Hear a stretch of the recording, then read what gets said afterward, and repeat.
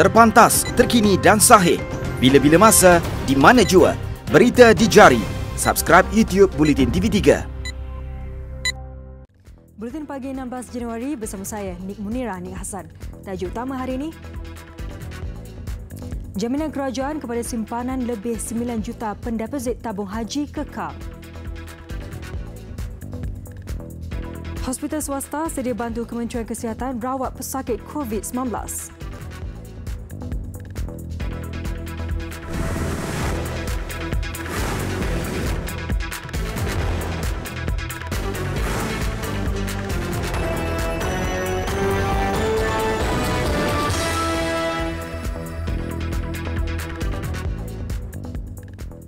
Assalamualaikum dan salam sejahtera. Kerajaan akan terus menjamin simpanan 9 juta pendeposit tabung haji TH yang sudah diberikan sebelum ini bagi memastikan agensi itu terus menjadi kebanggaan dan harapan umat Islam di negara ini.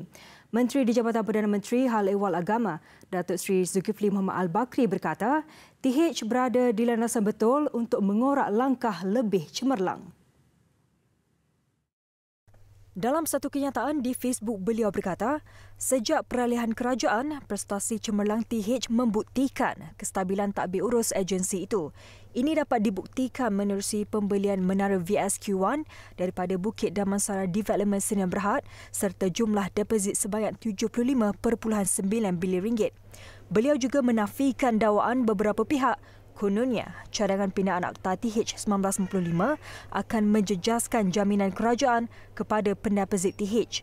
Tegasnya, apa yang tertera pada tajuk sebuah portal berita adalah tidak benar sama sekali serta tidak menggambarkan pendirian kerajaan dalam hal berkenaan. Jelasnya, perbincangan semalam hanya mengenai isu penstrukturan semula yang bakal membawa keberhasilan tinggi khususnya bagi manfaat pendeposit TH. Kajian klinikal fasa 3 vaksin COVID-19 akan bermula pada 21 Januari ini di 9 hospital Kementerian Kesihatan Malaysia KKM di bawah kelolaan pusat kajian klinikal masing-masing. Dalam satu kenyataan, Ketua Pengarah Kesihatan Tan Sri Dr. Nur Hisham Abdullah berkata, kajian klinikal yang pertama itu dijangka membabitkan 3,000 sukarelawan. Menurutnya, Malaysia bakal menjadi negara pertama di luar China untuk kajian calon vaksin inactivated COVID-19 vaksin buatan Institute of Medical Biology Chinese Academy of Medical Sciences, China. Kajian itu diharap dapat dipermudahkan dengan keberkesanan yang tinggi dan kesan sampingan yang minimum.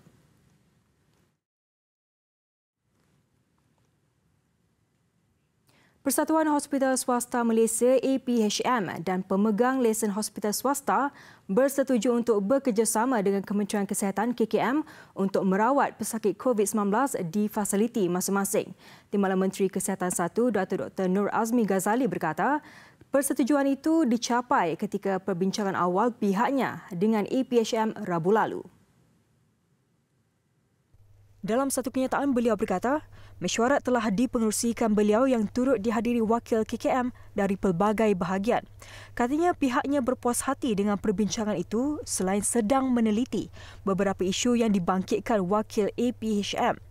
Presiden APHM Datuk Dr. Kuljit Singh sebelum ini dilaporkan turut menyatakan kesediaan 146 hospital swasta di bawah APHM membantu hospital kerajaan yang kini berdepan jumlah pesakit COVID-19 yang tinggi. Sepatutnya hanya 2 orang ditempatkan bagi setiap bilik, namun ada yang sampai 4 orang. Itu antara pelanggaran yang dikesan Jabatan Tenaga Kerja JTK dalam operasi khas Akta Standard Minimum Perumahan dan Kemudahan Pekerja 1990 atau Akta 446 di Setiawan, Perak. Majikan juga didapati gagal mendapatkan sijil perakuan penginapan daripada JTK. Operasi dilakukan Kementerian Sumber Manusia menerusi Jabatan Tenaga Kerja JTK Semenanjung Malaysia dan JTK Negeri Perak semalam. Ia diketuai Pengarah Bahagian Penguatkuasaan JTK Semenanjung Malaysia, Zaini Yaakob. Lokasi sasaran 2 buah asrama pekerja kilang. Hasil daripada pemeriksaan kita, yang pertamanya majikan gagal untuk mendapatkan perakuan penginapan daripada Jabatan Tenaga Kerja Semenanjung Malaysia. Secara keseluruhan masih lagi ramailah majikan-majikan yang belum membuat permohonan. Mungkin yang pertama isunya mungkin dia masih lagi menunggu dengan kelulusan pada PBT kan. Jadi bila dia tak dapat kelulusan dengan PBT, dengan sendirinya dia tak boleh mohon perakuan tersebut, sebab syarat utama kita dalam pemberian ataupun dalam untuk mendapatkan CJ perakuan tersebut adalah kelulusan daripada PBT untuk memastikan bahawa bangunan itu sesuai untuk dinami oleh manusia. Jadi kelulusan daripada PBT itu penting. Katanya pihak JTK Perak akan membuka kertas siasatan ke atas majikan yang gagal mematuhi peruntukan di bawah Akta 446. JTK juga akan berbincang dengan pihak majikan bagi memastikan situasi berkenaan akan dapat diatasi segera. Ini termasuklah aspek susun atur serta kemudahan seperti tilam dan katil yang perlu disediakan majikan. Semua institusi pendidikan di bawah Kementerian Pendidikan KPM di Kelantan dan bahagian Sibu di Sarawak perlu mengikut ketetapan pengoperasian institusi pendidikan di bawah Perintah Kawalan Pergerakan PKP. Dalam satu kenyataan, KPM memaklumkan ketetapan itu susulan Kelantan dan bahagian Sibu dikenakan PKP bermula hari ini. Sehubungan itu, sesi persekolahan secara bersemuka di kawasan PKP hanya melibatkan pelajar menduduki peperiksaan utama tahun 20 dan 21 serta peperiksaan antarabangsa yang setara. Bagi kawasan Perintah Kawalan Pergerakan Bersyarat PKPB dan Perintah Kawalan Pergerakan Pemulihan PKPP pula, pengoperasian institusi pendidikan dan semua kategori institusi pendidikan swasta yang berdaftar dengan KPM termasuk sekolah antarabangsa adalah berdasarkan takwim institusi masing-masing. Polis menahan 9 lelaki dipercayai terlibat dalam sindiket pengedaran daun ketum dalam serbuan di Batang Merbau, Tanah Merah serta merampas 1.4 tan daun ketum bernilai RM49,993. Pegawai Pemerintah Batalion ke-7 Pasukan Gerakan Am PGA 7 Superintendent Azhari Nusi berkata, serbuan jam 9.30 pagi semalam selepas risikan awal di kawasan rumah suspek termasuk membuat penyamaran. Berpandukan maklumat daripada suspek, pihak polis telah membuat pemeriksaan di kawasan semak belakang rumah suspek. Hasil daripada pemeriksaan tersebut, pihak polis telah menjumpai 131 bungkusan plastik hitam, 100 botol ubat batuk dan 5 botol cecair warna kehitaman yang disyaki sebagai air ketum yang tambah vitamin lebih. Beliau berkata demikian pada sidang media di Markas Taktikal PGA Lubuk Stol. Siasatan awal mendapati daun ketum itu diperoleh dari Kedah dan dihantar oleh seorang lelaki sebelum itu. Suspek utama yang juga pemilik rumah berusia 29 tahun serta 8 rakannya yang menjadi ejen atau pengedar ditahan untuk siasatan lanjut. Kes disiasat mengikut Seksyen 30/3 Akta Raca 1950 dan Seksyen 12/2 Akta Dadah Berbahaya 1952.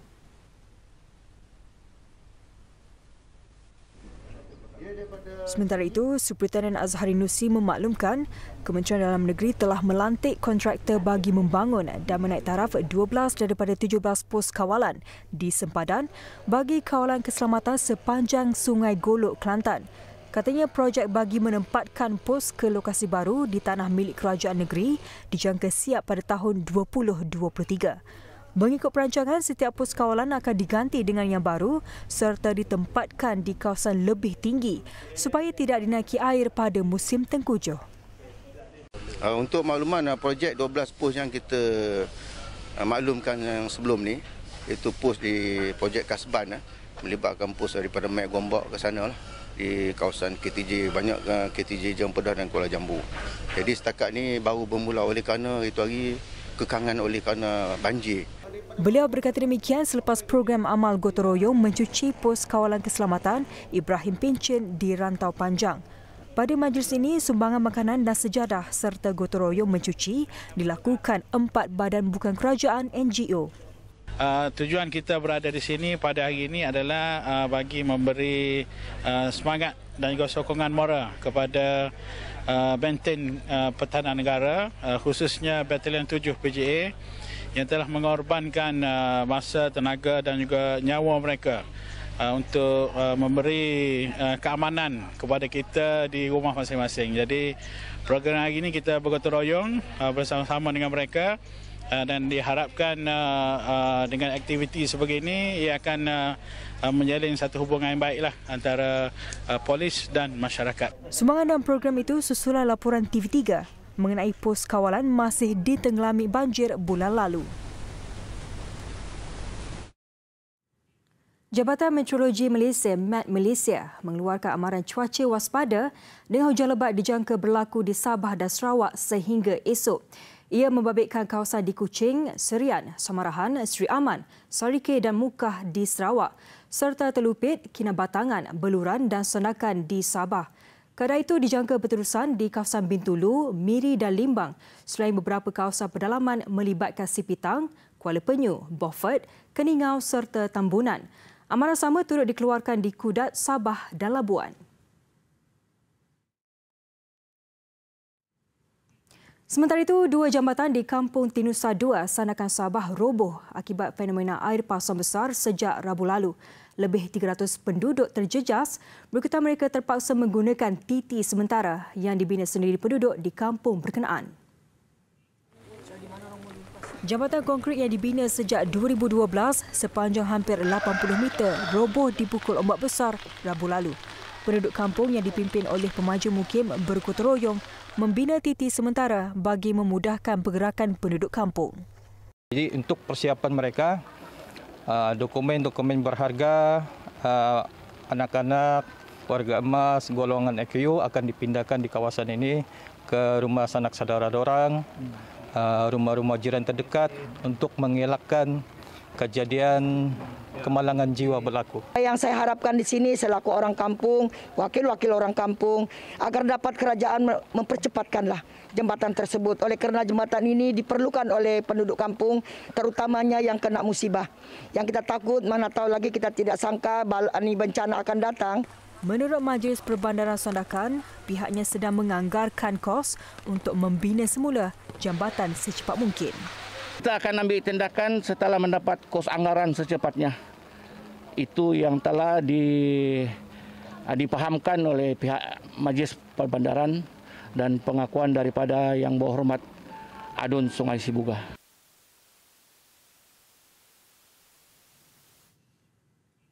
Seorang lelaki dikuatiri terjatuh ke dalam longkang dan dihanyutkan air selepas motosikal ditungganginya terbabas di lebuh persiaran Klebang 11, Jalan Ipoh, Kuala Kangsar, Khamis lalu. Pengarah Jabatan Bomba dan Penyelamat JBPM Perak, Azmi Osman berkata, pihaknya menerima panggilan mengenai kejadian kira-kira jam 7.39 malam dan memulakan operasi mencari dan menyelamat. Mangsa dikenali Ahmad Amin Ismail, 58 tahun. Ketika kejadian, paras air tinggi kurang hujan lebat di daerah Kinta, khususnya kawasan Tasik. Kita solat juga maghrib kan. Solat maghrib lepas tu dah habis semua. Dia mandi air panas, dah masak air tuang dalam tu, buat cucur. Tunggu juga kan. Sampai Isya. Pasal apa tak balik lagi? Tak sedap hati ni tapi diam juga. Last jumpa dia pukul 5 pagi. Dia nak pergi kerja pukul 6 macam tu. Dia hi je lah. Saya hi balik. Tu je lah. Tu last jumpa lah. Mana last tengok. Lepas tu dapat berita macam ni. Saya terkejut kan. Pencarian mangsa ditumpukan di 2 lokasi perangkap sampah sepanjang longkang terletak kira-kira 5 km dari lokasinya dilaporkan hilang. Terdapat dua perangkap sampah lebih kurang jarak 4 ke 5 km. So kita juga mendapat bantuan daripada agensi-agensi lain seperti APM dan juga pihak PDRM. Katanya pihaknya turut menjalankan operasi mencari dan menyelamat dengan kaedah pemugaran di kawasan tebing Sungai Klebang yang dipenuhi rumpai dan pokok. Polis menahan 11 individu termasuk seorang wanita yang dipercayai terbabit dalam kumpulan yang aktif dalam kegiatan mencuri tabung egsos kenderaan sejak November lalu. Ketua Polis Daerah Melaka Tengah, SCP Afzal Nizar Ahmad berkata, suspek berusia antara 23 hingga 43 tahun diberkas secara berperingkat di sekitar Melaka, Johor dan Selangor bermula 5 hingga 13 Januari lalu. Katanya atas kapal pertama melibatkan 2 lelaki termasuk dalang utama pada 5 Januari lalu, diikuti 3 lagi ahli kumpulan itu di Merlimau pada hari yang sama. Modus operandi yang melibatkan kecurian tabung egsos ni ialah mereka akan menggunakan kenderaan lain pergi ke kenderaan yang menjadi sasaran, berhenti berhampiran, dan juga kaedah yang digunakan ialah dengan cara membuat pemotongan yang menggunakan gergaji. Ataupun kaedah yang kedua ialah dengan menggunakan screwdriver untuk menanggalkan exhaust. Beliau berkata demikian pada sidang akhbar di Ibu Pejabat Polis Daerah Melaka Tengah. Katanya kumpulan itu menyasarkan tabung exhaust kenderaan buatan Eropah dipercayai untuk diproses bagi menghasilkan emas putih di luar negara. Siasatan awam mendapati kumpulan itu terlibat dalam 11 kes di sekitar Melaka, melibatkan kerugian kira-kira RM30,000. Suspek direman 7 hingga 14 hari bagi membantu siasatan di bawah Seksyen 379(A) Kanun Keseksaan kerana mencuri komponen kenderaan. Besar impaknya. Tular selepas hasilnya. Pantas menampilkan prosiding ini secara keuangan maya. Berita di jari. Subscribe YouTube Bulletin TV3. Bertemu kembali. Perdana Menteri Belanda Mark Rutte meletak jawatan susulan skandal kebajikan kanak-kanak di negara itu. Dilaporkan lebih 26,000 keluarga didakwa secara salah kerana tidak sengaja menuntut allowance anak hingga menjejaskan kewangan suspek. Sebahagian yang disiasat menjadi sasaran pegawai cukai kerana mempunyai 2 kewarganegaraan, malah ada yang sudah diisytihar bankrupt dan tidak bekerja. Siasatan dijalankan turut mengundang kritikan berterusan mengenai isu perkauman di Belanda. Kabinet sedia ada akan berperanan sebagai kerajaan sementara bagi memantau pemulihan COVID-19 hingga pilihan raya pada pertengahan Mac. Rutte mempertahan keputusan peletakan jawatan ketika Belanda berusaha membantras pandemik COVID-19.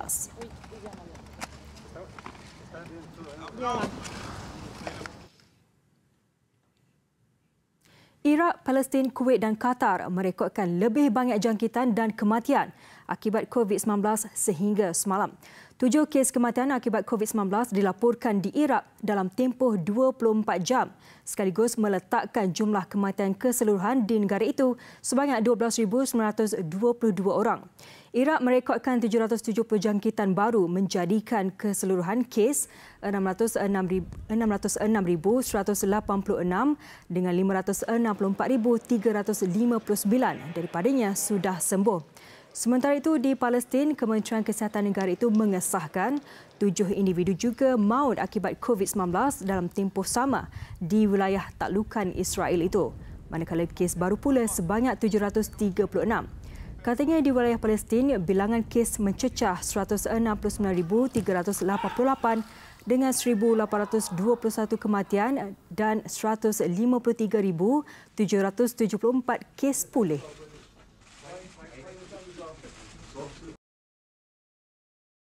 Besar impaknya. Tular selepas hasilnya. Pantas menampilkan prosiding ini secara keuangan maya.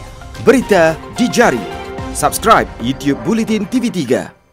Sukan kita mulakan dengan badminton terbuka Thailand 2021. Hanya berguna lelaki profesional, Goh Vishem dan Tan Wee Kiong yang akan beraksi di separuh akhir nanti. Ia selepas 4 lagi aksi Malaysia kecundang di suku akhir, termasuk bergu wanita Perlitan dan Mtina yang beraksi lewat semalam. Perli dan Tina bertemu pilihan kelima dari Indonesia, Gracia Paulina Apriani Rahayu. Bagaimanapun, mereka terpaksa akur, terhenti setakat di suku akhir tewas 19-21, 12-21. Begitupun pujian harus diberikan buat bergu pelapis ini yang tampil dengan prestasi memberang sangkat sepanjang kejohanan ini. Hari ini bergu lelaki negara Goh Vishem dan Tan Wee Kiong hanya selangkah sahaja lagi menuju pentas akhir kejohanan. Mereka dijadual menentang bergu Indonesia, Leo Rolly Carnando dan Daniel Martin pada separuh akhir. Pada aksi lain, pemenang pingat emas Olimpik Rio 2016, Carolina Marin maru ke separuh akhir. Marin dan Spanyol menundukkan pemain tuan rumah, Supanida Katetong 21-16, 21-16. Perlawanan tumpuan hari ini sudah pasti terarah kepada pertemuan perseorangan lelaki. Anthony Ginting dari Indonesia menentang Victor Axelsen dari Denmark. Ginting marah selepas menyingkirkan pemain Denmark Rasmus Gemke 21-14, 19-21, 21-5. Sementara Axelsen menewaskan pemain Indonesia Jonathan Christie 21-14, 21-5. Sekian Buletin Pagi, sentiasa pastikan diri anda dan keluarga mengamalkan kebersihan diri dan SOP ditetapkan bagi mencegah penularan COVID-19. Saya Nik Munirani Ahsan, Assalamualaikum.